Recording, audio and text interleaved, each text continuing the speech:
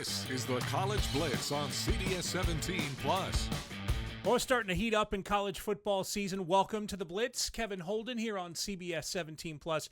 We've got a couple of traditions that we've been starting on this show. One is me telling you every week that Sarah Holland or Todd Gibson will be back with us, and then the other tradition is they're not here. So again, apologies for that. But look, if we're playing honest host here. Sarah is in Chapel Hill. Bill Belichick had a press conference in which he was addressing the next team on the schedule, California, but also addressing the rumors that have come out about the potential end of his tenure in Chapel Hill. And we'll talk about all that here during the show. But that's the reason that we do not have Sarah at this moment. But what we do have is a recap of the past week in Triangle College football, and then, of course, a look ahead to a couple of very important games for Triangle teams. But let's look back first. Duke off, UNC off this past week, so we really have just one game among the Triangle ACC teams to talk about, and that was NC State. NC State had a lead up to Notre Dame that looked ideal. They were going to play Virginia Tech, probably pick up a win there at home. They were going to play Campbell, run it up there, get the good stats, start the good vibes, and take those to South Bend and do something with them. But as you know, it didn't really work out that way. They lost to Virginia Tech. They did what they needed to do against Campbell, but man, they went to South Bend, and that was a rough stretch there, especially in the second half for NC State. So it was a 36-7 loss. I want to go back to a specific moment here in the first half. C.J. Bailey and Terrell Anderson connected on a 45-yard touchdown strike very early in the second quarter, 13:48 to go in the second quarter to make it 7-7. And at that point, at that moment, you're thinking, okay, you know what? NC State has a chance to make this a game against Notre Dame, a ranked team on the road, perfect kind of test for a team that really wants to break through and get to that next level. And it was 10-7 at the half. But it was 26-0 in the second half and 29-0 after that Bailey to Terrell Anderson touchdown. Those were the last points scored from NC State in that game. So a 10-7 game early in the second becomes a 36-7 loss. 10-7 at the half, 36-7 loss. C.J. Carr threw for 342 yards and a couple of touchdowns, and a lot of that came in a very rough second half for Dave Doran and the Wolfpack. A lot of trouble stopping Carr, stopping the passing game.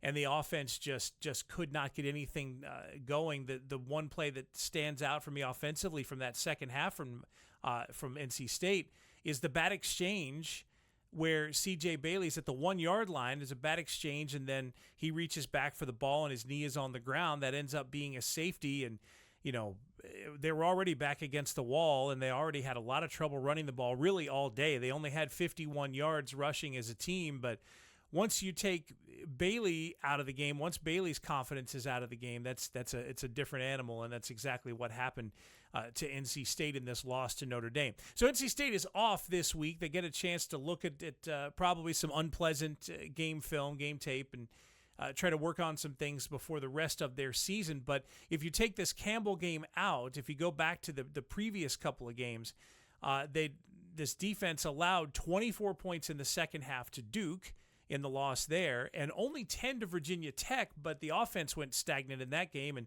ended up coming up on the short end in that one. And then, of course, 26-0 against Notre Dame in the second half this past Saturday in South Bend. So second halves have not been kind, especially defensively lately for Doran's bunch.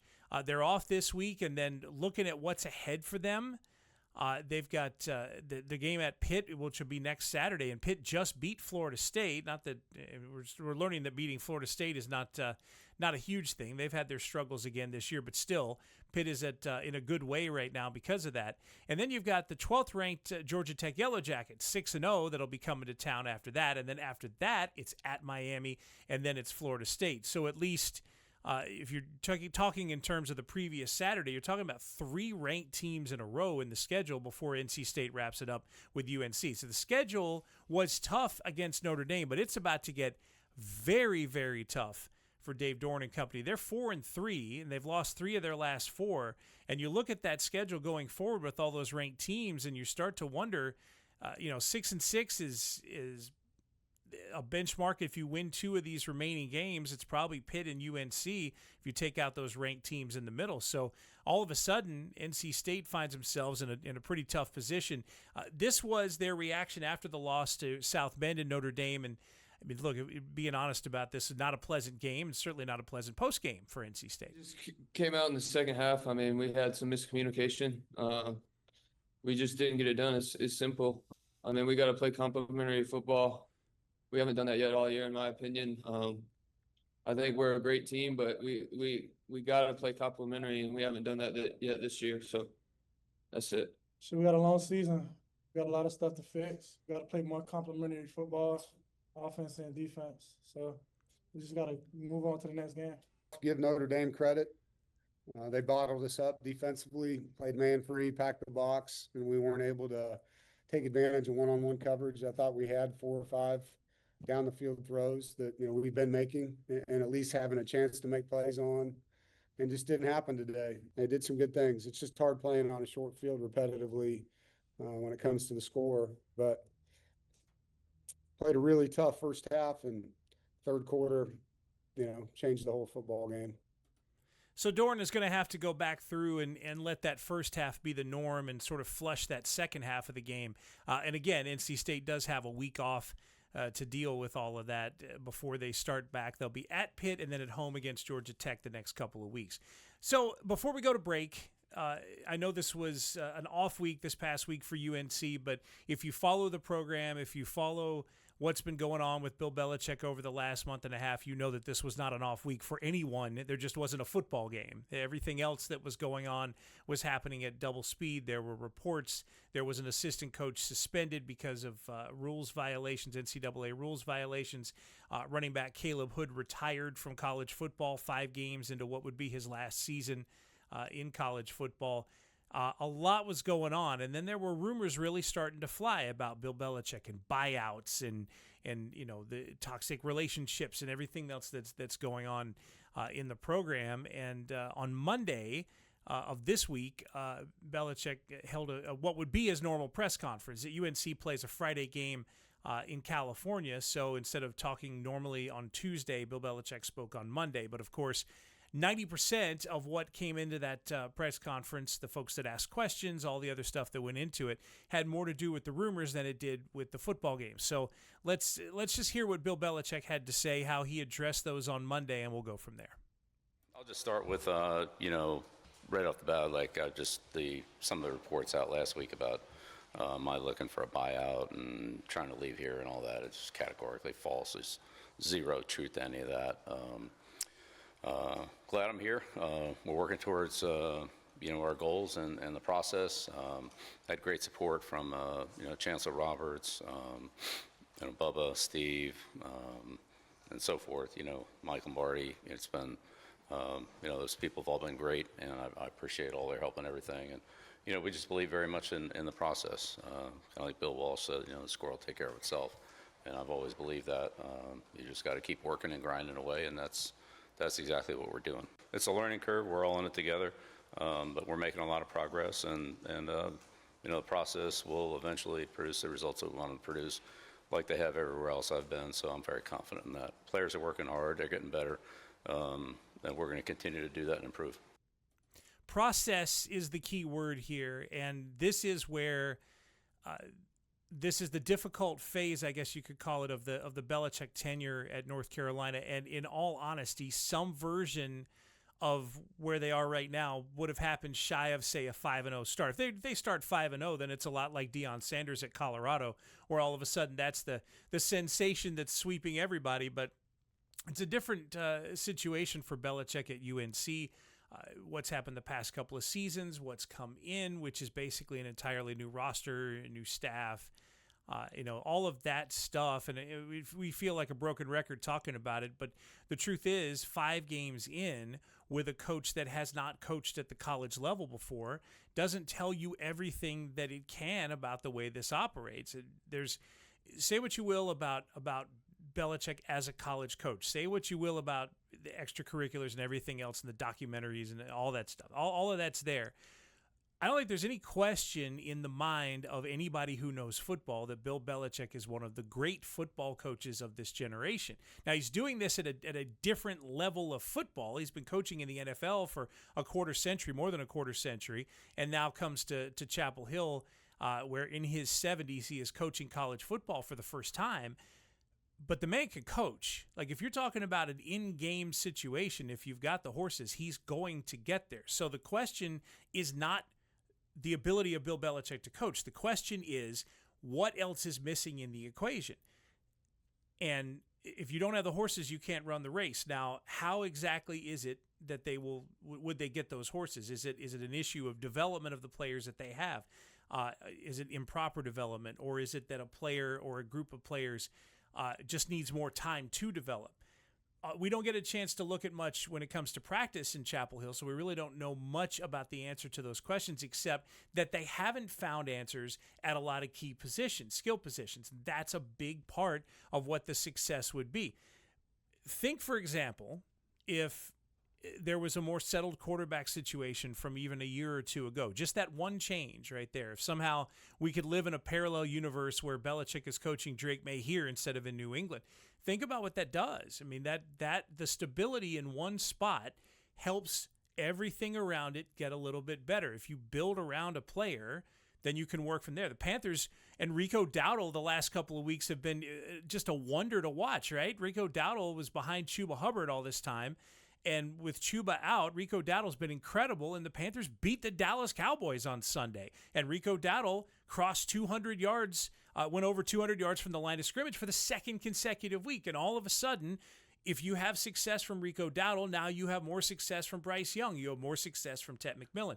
I'm saying that at UNC, you have to find that same kind of thing. Damon June has had that little bit of success a little earlier on. He's been bottled up the last couple of weeks. Caleb Hood has left college football, so he won't be the answer. And at quarterback, if Gio Lopez comes back after this bye and is healthy, because this is UNC's second bye week of the year, and he's healthy again, maybe that's a difference maker. Maybe Max Johnson makes a difference. Somebody in there is going to be able to step up and make a difference over the last 5 or 6 games.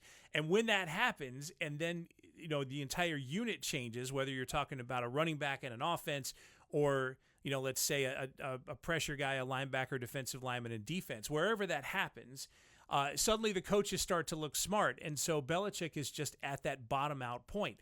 A tough game at UCF, a bye week, a tough game against a very angry Clemson team, and another bye week. It's just bad timing for him. Again, not to excuse what's gone on. I think some folks have been disappointed with what's happened with this team on the field in this first half of year. The offensive numbers are absolutely not where UNC would want them to be, but Belichick's got another week to do that. But certainly he has been surrounded by a swirl of rumors and other issues as this team enters into its bye week. Now, it came out of its bye week. They're about to face Cal. We're going to get into that. We'll also get into Duke and Georgia Tech right after the break here on College Blitz here on CBS 17+. This is the College Blitz on CBS 17+. This is the College Blitz on CBS 17+. Welcome back. It's hard to believe that we're literally in the second half of college football season, at least in terms of the schedule for the Triangle teams. That has gone super fast, but at this point, you're talking about conference games pretty much across the board for the local ACC teams, and you're also talking about tough challenges and big challenges that some of these teams have not faced before. So why don't we go right into it here. NC State, by the way, off this week as they recover from that loss to Notre Dame. But we were talking about UNC and the swirl of everything else that was happening when they weren't playing football this past week. Well, this week they get to play football. And Belichick didn't get a lot of questions about the game that's coming up, but there is a game coming up for UNC, and it's the number one way that you can quiet rumors and quiet all the the critics and everything else, is to play a couple of good football games. And UNC will try to do that this Friday night when they play at California. So two things about this game immediately work against UNC, or at least are strange to UNC. Playing on a Friday, not a Saturday, playing across the country in California, that 5-hour flight. Now, one thing that could help, especially for UNC's ailing offense, is UNC has scored 19 points in their last 2 games combined. They would like a good offensive game. A good way to get there is maybe facing this Cal defense that struggled now in these last few weeks. Cal's defense is really strong to start the year, but their last 3 games, they gave up 34 to San Diego State, 24 to Boston College, and 45 to Duke, who has a way of putting a lot of points on the board. So now you have potentially an offense that needs a boost facing a defense that has struggled. And maybe that's something that can help UNC start to get things figured out on offense. Obviously, health would also help them get things figured out on offense. A little too early to know about Gio Lopez for this game and exactly what the quarterback situation will be. But here is Bill Belichick setting this up as UNC takes that long flight to face California on Friday. Looking forward to, really turn our focus full speed ahead here towards Cal. This is a program that, has some similarities to us. I've certainly coached against and worked with, Coach Ron Rivera out there as the general manager. Coach Wilcox is, a very good defensive coach. They do an excellent job, and they've had some impressive games this year. It's a good win for them against BC. Some of their key players, stepped up for them and made some impressive plays. They have some good skill players. Certainly, Saga Pluteli at quarterback, is having a good year. It's a big challenge for us here. Going across the country to play a good football team, and a team that I know is very well coached, and they do a lot of things fundamentally well that that we have to be ready for. So excited for the week and a challenge. Well, he really nailed the pronunciation of the California's quarterback. That's good for him because that's not an easy one for sure. All right, so when we're talking about UNC's remaining schedule, not just this California game, but it continues to be pretty difficult because they come back home in the week that follows, but they're facing a Virginia team that's ranked 18th in the country and is undefeated in ACC play. We will get back to that in a second because I know they lost a game to a team in the Triangle, yet they're still 3-0 in the ACC. Both those things are true. Then they play Syracuse, a team that beat Clemson, a team that's given some other teams fits. Syracuse, a tough one to play.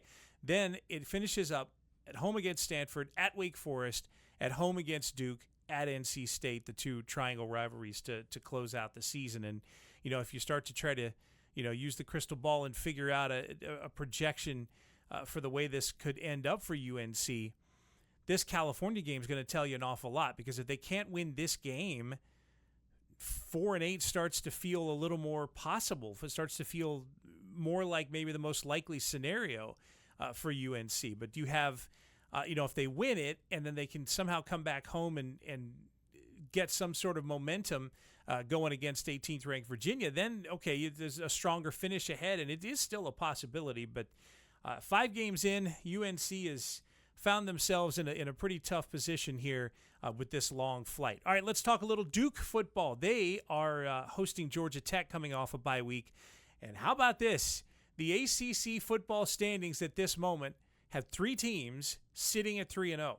The 2 teams that are playing in this game, Duke and Georgia Tech, and then Virginia, who we mentioned just a moment ago. That game against NC State early in the year was not a conference game, even though there were 2 ACC teams playing in that game. They were just doing that to keep the rivalry alive. So it was scheduled as a non-conference game. NC State won it, but it didn't affect the conference record for either team. So Virginia sits at 3-0 in the ACC. So does Duke, and so does Georgia Tech. So you're thinking, Georgia Tech, 3-0 in the ACC? How in the world are they getting there? Well, they're doing it because they're racking up points. They scored at least 24 in every single game this year. 35 is what they put up against Virginia Tech, and 27 more in their season opener, which was a win at Colorado, Deion Sanders and company out there. The good news for Duke in this one, Duke's offense has been very hot in the last couple of games, and Georgia Tech's defense has allowed 20 in every single game they played, except the game they played against Gardner-Webb in the non-conference. So, all the major school opponents on the schedule, they've allowed at least 20. So there haven't been any dominant defensive performances in terms of points allowed. That's probably good news. Duke continues to rack up points. They are at home. That's a help. Georgia Tech did beat Clemson in week 3. That was an eye-opening win. I think we could establish that Clemson's just a touch lower than they have been in previous years, although they came out of that bye week and really put it on UNC. They are probably still struggling to get to the Clemson of previous years, but still a win over Clemson is an impressive one. They have 19 rushing touchdowns, Georgia Tech does. So Duke's defense, which Manny Diaz has wanted from day one to be the leader of how this team performs, the unit that helps lead this team into victory, they will be tested. Georgia Tech doesn't have a lot through the air, but they have 19 rushing touchdowns, an attack that's spread among several players. So it's not just stopping one running back, it's stopping a rushing attack. That'll be interesting to see what happens. Manny Diaz spoke about the challenge of facing Georgia Tech. Bye came at a good time for us after playing 6 games. Gave us a chance to rest up. We were pretty beat up after the Cal game, so to heal the guys that were playing, potentially get some guys back that have not been playing, and then to get a jump on preparation for Georgia Tech. They're, the job that Brent and his staff do down there is as good as anybody in the league. They're extraordinarily difficult to prepare for an offense with everything with the quarterback running game and how well they run the football in general. And then defensively with Blake Gideon, who, I got the chance to spend time with at Texas as their defensive coordinator. They're very multiple on defense. A lot of different pressures, a lot of different coverages, fronts. So it's a lot. So to have a little bit of extra time, I think, has been a bonus for our guys. After Georgia Tech, it's another bye week for Duke, their second of their 2 off weeks of the year. And then look at how this thing finishes up. At Clemson, at UConn, and at home against Virginia. So 2 of those 3 those are difficult tests. And then 2 in-state games. They'll be at UNC and then at home against Wake Forest to finish out. Manny Diaz would like a repeat of last year's 9-3 regular season. Maybe better if he could, but this is a group that if they want to get there, they're really going to have to catch fire in the second half of the season, and their tough tests are happening for them right now. This one against Georgia Tech, and then in a couple of weeks when they go to Clemson to face the Tigers. Because, man, let me tell you, Dabo Swinney, if they have a down week or 2, he has certainly been driving them to be better down there in the state of South Carolina. So other games that are happening in the Triangle this week, not a whole lot else. Campbell is at home against New Hampshire, and then we have Shaw at home as well against Johnson C. Smith. So in the Triangle, we've still got plenty to deal with, even though we've got some teams going through some byes here in October. This is going to be a lot of fun, and November is going to be a lot of fun as well, especially if Duke can pick up a win and go to 4-0, because at the very least, if they win this game Saturday, they're in a 2-way tie for first place in the ACC. There are some other teams in the conference that are not quite 3-0, undefeated teams that are 2-0, and in one case 1-0 in the conference. So